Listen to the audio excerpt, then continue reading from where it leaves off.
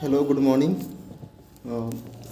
I'm Shubham Kumar and just उपस्थित हुए हैं। आज का एक मोटिवेशनल जो है कोड है। जैसे कहा जाता है कि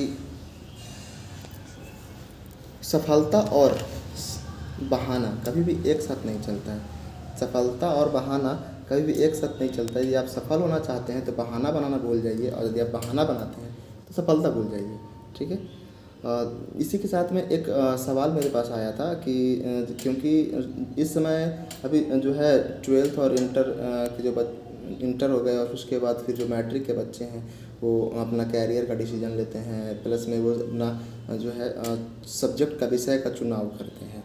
तो एक सवाल मेरे पास आया कि मैं 12th पास आउट हो गया हूँ और मैं क्या करूँ, क्योंकि उनके पिताजी का इच्छा था कि वो इंजीनियरिंग करें, और इनका जो स्टूडेंट है उनका इच्छा था कि मैं यूपीएससी क्लियर करूं।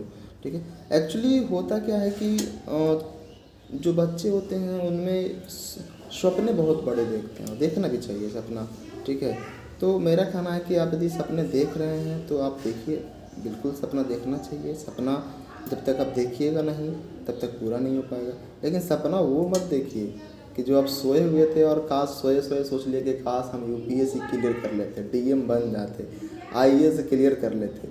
पहले आप अपनी हकीकत को जो है सोचिए, क्योंकि देखिए आईएएस यदि आपको बनना है या यूपीएससी क्लियर करना है तो किसी भी चीज़ के लिए पहले वो इन्वायरमेंट चाहिए। ठीक है। आप सपोज दैट कि आप यदि बकरी के यदि शेर के बच्चे को यदि बकरी के झुंड में रखा जाएगा तो वो शेर नहीं कहलाएगा। ठीक है। वो यदि बचपन से यदि बकरी के झुंड में रहेगा तो वो बकरी जैसा ही बिहेव करेगा। ठीक है।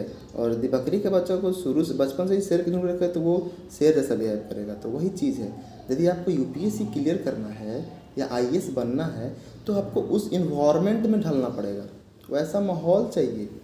समझ में रहे? ठीक है। अब आप पहले ये देखिए कि क्या हम उस माहौल के लायक कैपेबल हैं कि नहीं हैं। ठीक है। अब जो है, अब देखिए बहुत सारी चीज़ें डिपेंड करता है क्यों ऐसा माहौल चाहिए। तो आप वहाँ पे जाइएगा तो आपको क्योंकि आप एक ज़िला के मालिक बनेंगे, एक ज़िला का एडमिनिस्ट्रेशन संभालेंगे, तो क्या थिंकिंग पावर होती है, आप अपने माइंड को बिल्डअप करेंगे, कैसे आप कंट्रोल करेंगे, तो ये सब चीज़ें को कंट्रोल करने के लिए होता है। तो मैंने कहा कि आप सबसे पहले जो है ना पिताजी की बात माने ना आप अपनी बात माने। सबसे पहले आप ये जानकारी हासिल कीजिए कि मुझे किस सेक्टर से और क्या मुझे करना चाहिए। ठीक है।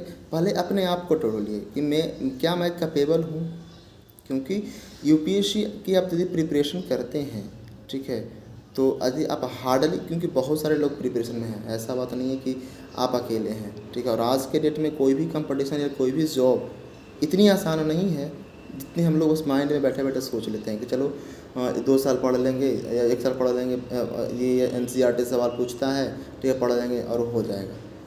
लोग एक्चुअली सोच बहुत ईजिली लेते हैं, क्योंकि सोचने में कुछ समझ आता नहीं ना है, सोचने में मेहनत थोड़ी लगता है, इसलिए सोच लेते हैं लोग ईजिली। ठीक है। लेकिन जब वो करते हैं ना तो तोड़ छोड़ के चले आते हैं। ठीक है। जब तो इसलिए सबसे पहले है कि आज जितने भी बच्चे लोग जो 10th और अभी 12th पास आउट हुए हैं, सबसे पहले आप सोचिए कि क्या करना चाहिए मुझे।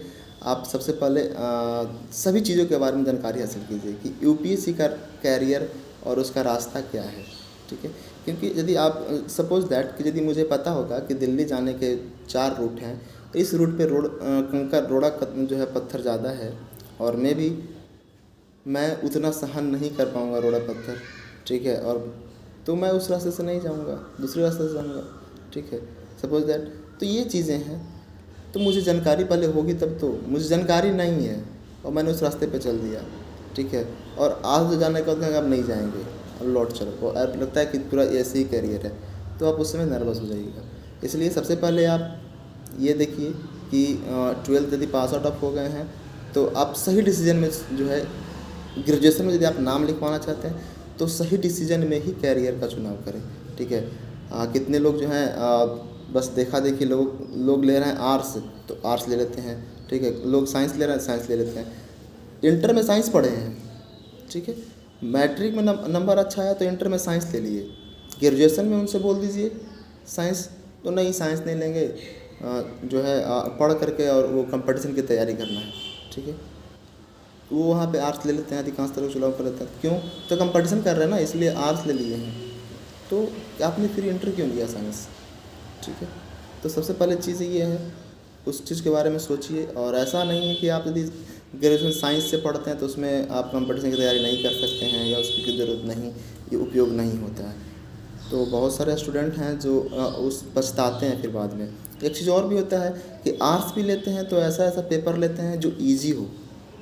ठीक है, तो मेरा कहने का मतलब है कि कभी भी रास्ता आप अपने लिए ईजी ना चुनें।